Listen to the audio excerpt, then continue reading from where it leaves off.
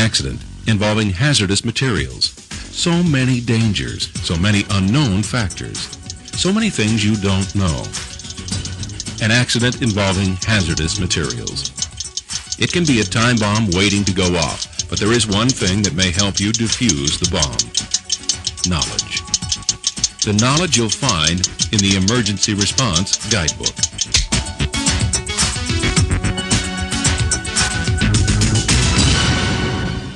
A growing number of industries are now using products and materials that may be dangerous if involved in an accident or spill.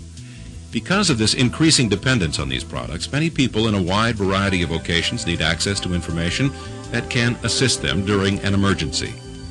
The Emergency Response Guidebook is primarily a guide to aid those people who may be first on the scene at a hazardous materials incident. The guidebook will help in quickly identifying the hazards and the materials involved in the incident. It will also provide general information that will help to protect responders and the public during the initial phases of an accident involving hazardous materials. One word of caution. The Emergency Response Guidebook does not make its user an expert on safely responding to hazardous materials incidents. The information in the guidebook is very general. It should not be considered a substitute for proper emergency response training, knowledge, or sound judgment. Never do anything that is beyond your level of training. The Emergency Response Guidebook has colored sections to help you easily access the critical information you may need. The white section of the guidebook contains basic information on hazardous materials and instructions on the proper use of the guidebook.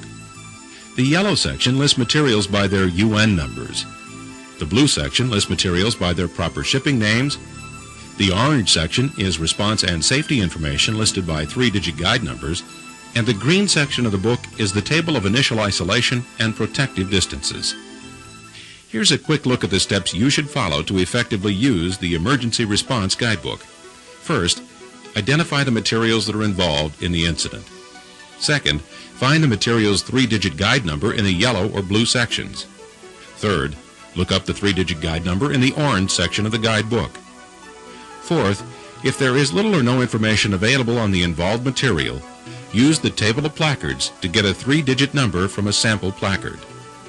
Finally, if a material's name is highlighted in blue or yellow, you should check the table in the green section for information on initial isolation and protective distances.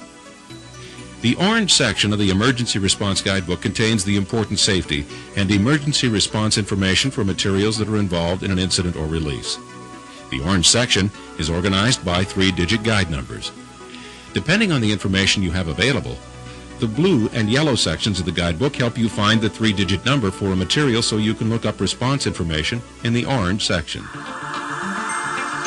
To get the most out of the Emergency Response Guidebook, your first step is to identify the material involved in the incident.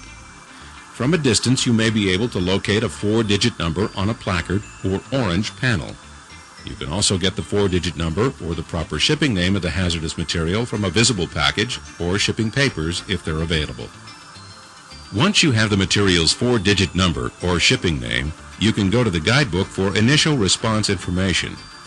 Using the yellow section of the guidebook, you can look up the hazardous material's 4-digit UN number. Next to the 4-digit UN number, you'll see the 3-digit guide number and the proper shipping name for the hazardous material. Now that you have the 3-digit guide number, you can go to the orange section of the book and get the initial response and safety information you need. If you have the proper shipping name of the material, you can look up the name in the blue section of the guidebook. Next to the proper shipping name, you'll see the 3-digit guide number to use in the orange section. You'll also see the 4-digit UN number. Some of the shipping names you see in the yellow and blue sections may be highlighted. When a material is highlighted, you should look up that material in the green section of the guidebook. The green section contains the table of initial isolation and protective distances. When you locate the material on the table, you will see the isolation and protective action zone distances for that material based on time of day and the size of the spill. Once you have the 3-digit guide number, you can go to the orange section of the Emergency Response Guidebook to get the initial response information you need in this critical decision-making process. When you locate the 3-digit guide number in the orange section, you'll notice 3 main sections. The first section describes potential hazards that the material may display in terms of fire, explosion, and health effects when exposed to the material. Consulting this section first gives responders, in very brief form, the dangers the material may present. The second section suggests public safety measures based on the situation at hand. It provides general information regarding immediate isolation of the incident site, the recommended type of protective clothing and respiratory protection. Suggested evacuation distances are listed for small and large spills and for fire situations. The third section covers emergency response actions and general first aid guidance prior to seeking medical care. It outlines special precautions for incidents that involve fire, spill, or chemical exposure. If you have the 4-digit UN number or the name of a particular material, you can use the yellow or blue sections of the Emergency Response Guidebook to look up the 3-digit guide number. But what if the UN number and shipping name aren't available? If you see a placard or part of a label on a package, you can use the table of placards on pages 14 and 15 to find the 3-digit guide number. Simply match the color of the placard or label in the incident scene to the examples in the guide.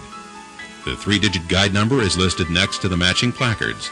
Now you can look up the 3-digit guide number in the orange section of the guidebook to get the information you need.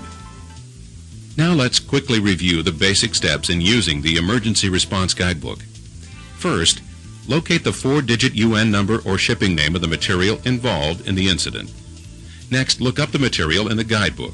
Use the yellow section if you have the 4-digit UN number. Use the blue section if you have the shipping name.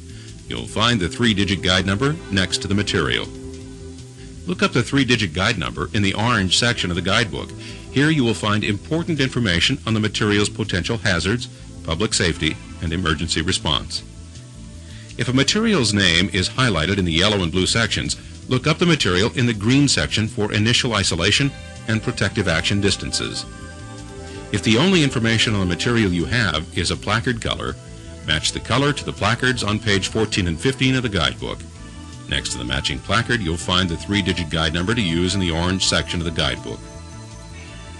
The Emergency Response Guidebook is a very effective tool when you are first on the scene at an incident involving hazardous materials. It can provide vital and potentially life-saving information that can protect you and the public. Get to know the guidebook before you're staring at an actual incident. The guidebook contains very valuable information on all facets of hazardous material response. Remember that the information contained in the guidebook is for initial use. It is very general. It does not make you a hazmat specialist. Never do things that are beyond your level of training. The first few minutes of a hazardous material response are critical. Having current information on the materials involved in the incident is vital. Use common sense. Avoid the tendency to rush in and be a hero. Trust the information in the Emergency Response Guidebook to help defuse the ticking time bomb at a hazardous materials incident.